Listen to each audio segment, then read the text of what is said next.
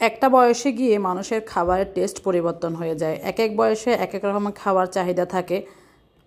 যখন আরও কম বয়স ছিল তখন ভর্তা ভাত এগুলো এত বেশি ভালো লাগতো না, আর এখন যত বয়স বাড়ছে তত মনে হয় এসবের প্রতি আসক্তি বেড়ে যাচ্ছে।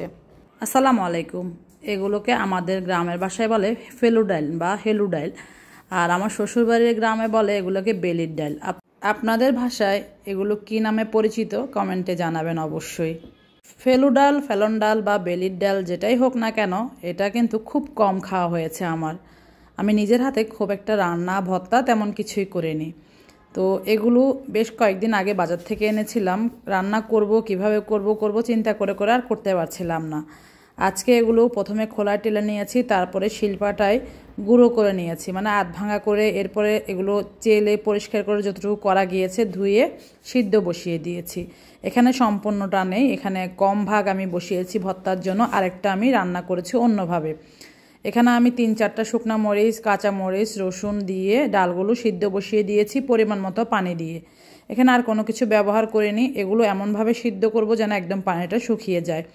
যখন মোটামুটি পানিটা কমে এসেছে এই পর্যায়ে আমি সামান্য একটু হলুদের গুঁড়া দিয়েছি, যেটা একদমই অপশনাল।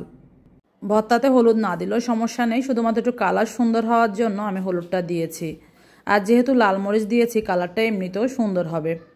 ঝালের জন্য আপনি চাইলে 2টা মরিচ দিয়েও করতে পারেন, চাইলে যে কোনো একটা মরিচ দিয়েও আপনি করতে পারবেন, মানে কাঁচা মরিচ বা লাল মরিচ যে কোনো একটা দিতে পারবেন। এগুলো সিদ্ধ হয়ে গিয়েছে, পানিটা একদম শুকিয়ে ফেলেছিলাম। এখন ঠান্ডা হওয়ার পরে আমি বাটতে চলে এসেছি। শিলপাটায় বেটে নিতে পারেন, চাইলে ব্লেন্ডারও করে নিতে পারেন, অথবা পিষনিতেও বেটে নিতে পারেন। তবে এটা সত্য যে কোনো ভর্তা কিন্তু শিলপাটায় বেশি মজাদার হয়। বাটাবাটিতে আমি খুব বেশি এক্সপার্ট নই, যারা আমার ভিডিও দেখেন তারা কিন্তু জানেন খুব কমই আমি বাটাবাটি করি।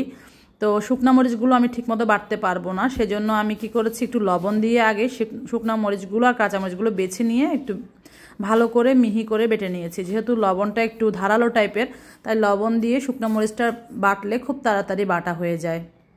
এরপর আমি ডাল, রসুন যা কিছু আছে সব কিছু খুব ভালো করে বেটে নেব। আপনারা চাইলে এই সিদ্ধ করার সময় পেঁয়াজটাও দিয়ে ফেলতে পারেন, তবে ভর্তার মধ্যে কাঁচা পেঁয়াজ বাটাটা বেশি মজাদার বিধায় আমি পেঁয়াজগুলো সিদ্ধ করে নিই। এখন সবগুলো খুব ভালো করে মিহি করে বেটে নিচ্ছি। আপনারা কে কে এই বেলির ডাল বা ফেলু ডালের ভর্তা খেয়েছেন অবশ্যই কমেন্টে জানাবেন। আর কোনোভাবে কি এটার ভর্তা করা যায় সেটাও আমাকে কমেন্টে জানাতে পারেন, তাহলে পরবর্তীতে আমি সেভাবে ট্রাই করব। এটা আমি আমার নিজের মতো করে একদমই ট্রাই করেছি, এভাবে কাউকে করতেও দেখিনি, আমি কখনো খাইও নি। তবে বানানোর পরে যখন খেতে বসেছি তখন গরম ভাতের সাথে কিন্তু অনেক বেশি মজা লেগেছিল। এখন বানানো অবস্থায় আমি কথাগুলো বলছি বিদায় যে আমি এগুলো খেয়ে ফেলি নাই বা না খেয়ে বলছি, ব্যাপারটা কিন্তু এমন নয়। এই ফাঁকে কিন্তু আমি কাঁচা পেঁয়াজটাও বেটে নিয়েছি, সাথে দিয়ে দিয়েছি সরিষার তেল, ভালো করে মাখিয়ে নিচ্ছি। কারণ এই ভিডিওটা আমি করেছি যখন চারিদিকে সব কিছু বন্ধ ছিল তখন, আর আজকে এতদিন পর আমি এডিট করে এটা শেয়ার করছি, কারণ সময় সুযোগের অভাবে তখন এই ভিডিওগুলো শেয়ার করা হয়নি। তো তার মানে আমি কি এই ভর্তাটা রেখে দিয়েছি, খেয়ে ফেলেছি না, আর সেই ফিলিংসটা কিন্তু আমি এখন শেয়ার করতে পারছি।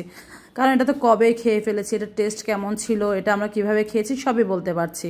তো খুব মজা করে কিন্তু ভর্তাটা আমাদের বাসার সবাই খেয়েছে। আপনাদের কাছে যদি এই রেসিপিটি ভালো লাগে অবশ্যই এই ডাল দিয়ে একবার হলো রেসিপিটি ট্রাই করে দেখতে পারেন। ভর্তাটা অসম্ভব মজা ছিল, সাদা ভাতের সাথে খুব মজা লেগেছে আমার কাছে খেতে। আজকের রেসিপি থেকে আমি বিদায় নিচ্ছি, সবাই ভালো থাকবেন, আল্লাহ হাফেজ।